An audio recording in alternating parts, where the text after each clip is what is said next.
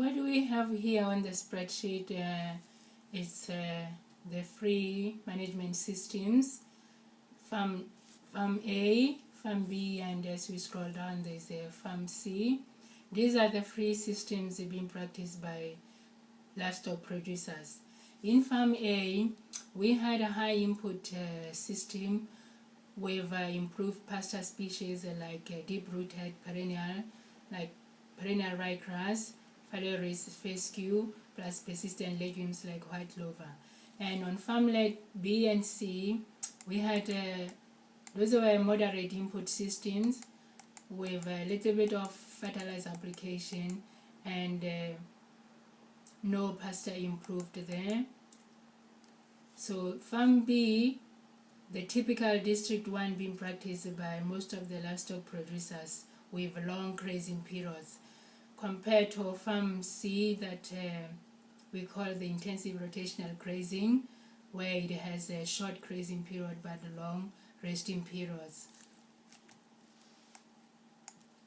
What do we have here? If we look at in this second column, these are the measurements that have been taken consecutively over some months on these 3 farms.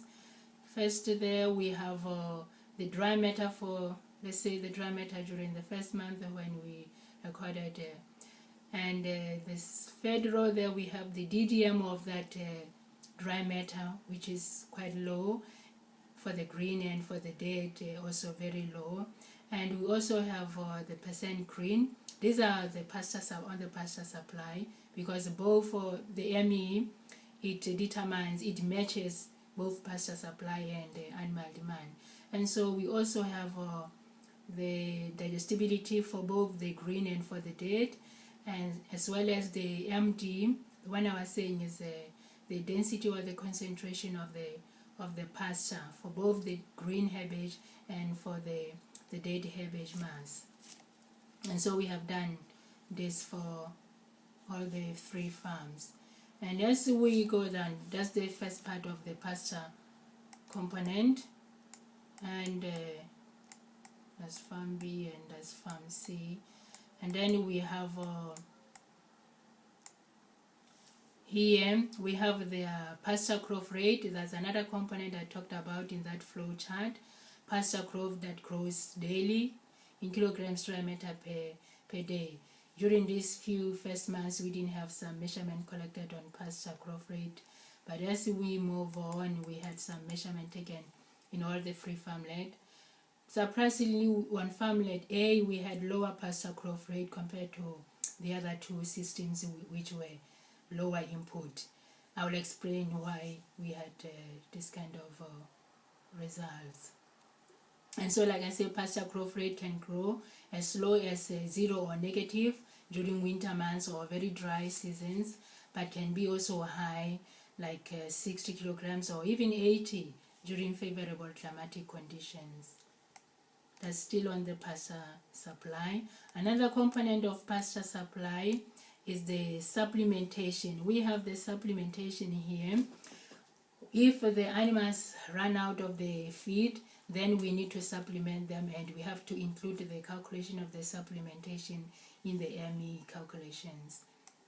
As we scroll down, I'll move straight into the animal demand, having showed the pasture supply. On the animal demand, we have for different mobs of animals. We had mature ewes plus wethers. We had pregnant ewes, the lactating ewes with their lambs, weaners and hoggets, and cattle for all the 3 farmlet systems. And so we calculated their ME demand based on their live weight plus their DSC rate. If for the pregnant ewes and for the lactating ewes with their lambs, the DSC rate, as I've said, it will be higher because now they're requiring more of the nutrients compared to other mobs of the animals. The weaners and hoggets, of course, they'll also have a little bit of higher DSC rate because they grow faster. So that's for their ME demand. As we move down, and in these calculations here we have included the size of the farmland in all the farmland it was 50 hectares in each of the farmland system. And so down here, just want to explore these graphs here. This is still the pasture component when we have plotted the figures graphically. That's the herbage mass for both the green and the date for farm A and farm B and farm C. And as we scroll down again, another graph for the pasture component, we have pasture growth rate, and we have included here the supplement because like I said, if we run out of the feed, then we will have to supplement the animals. So this the supplementation, and it's quite high on farm A compared to the other system. And as I was also showing about the growth rate on farm A, seems to be lower, even though it was a high input system with improved pastures and more application of superphosphate. His pasture growth rate wasn't low actually, but because this farm A was carrying higher stocking rate of about 15 DSC compared to farm B and farm C, both of these moderate input system were carrying lower stocking rate of around 7.5 DSC. And so farm A, even though it was a high input system, it was carrying quite a high stocking rate, and hence the pasture being consumed faster than we could measure. And these animals had to be supplemented. And to show that the pasture growth rate was high there, it was reflected on the animal performance. They performed really well. The live weight, the condition scores were significantly higher compared to the other systems. And also,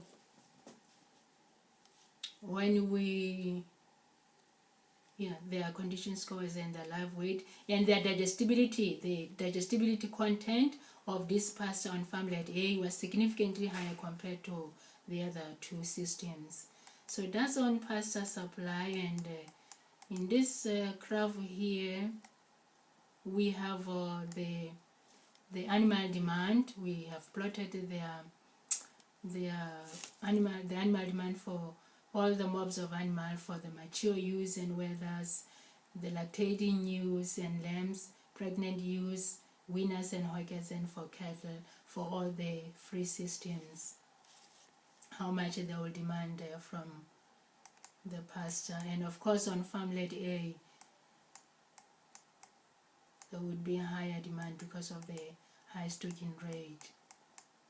But like I said, their intake might be lower if you compare to, even though we didn't include the intake calculations here, would show lower compared to this other system. Why? Because of highly digestible pasture there, the animals were meeting their nutrient requirements at lower intake compared to these other systems where the animal will be filling up their rumens with low quality pasture. Down here, when we compare these systems, now we need to advise the farmers which system might probably work best for their grazing enterprises. We have the net balance. Therefore, high input system, we can see a few number of times the negative balance there, and compared to other two. And the reason why we had that, as I explained, that the stocking rate in this farm A was quite high, 15 DSC, compared to farm A, farm B, and farm C. So it was carrying higher stocking rate, but the pasture growth rate was faster, and also the nutritive value, the quality of the pasture, digestibility was quite high. So it was reflected in the performance of the animals. The live weight, the condition score was significantly higher. So even though it ran into negative balance a few times because of higher stocking rate, so the farmers may decide, are they going to opt for this system, and then they will have a balance, they will have negative on their pasture for a longer time. When we talk about pasture sustainability, is this system going to work best for them? Then that's the question they need to ask. On farm B, less of the negative balance there, but this system here, it has some limitations because it's typical. This district one being practiced by most of the farmers. The animals are being kept in a paddock for a longer time. For some months, you'll find the animals are still in the same paddock.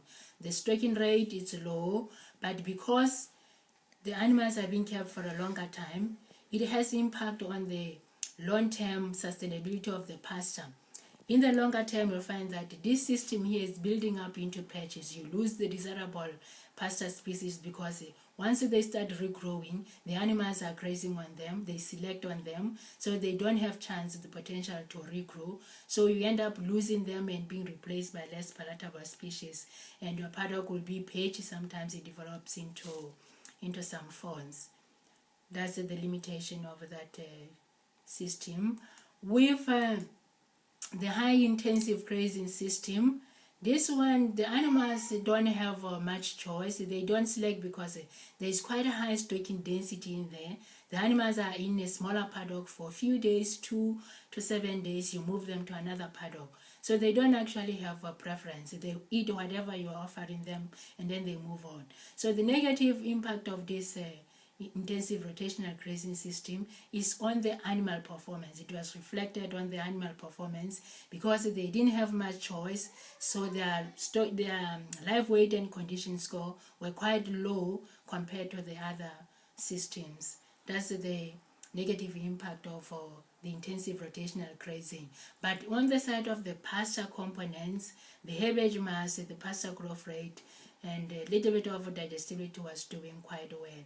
And so what do we advise the farmers in this case? The farmers may assess the benefits and some weaknesses of each of the system and decide which system might work best for their grazing enterprises. That's all.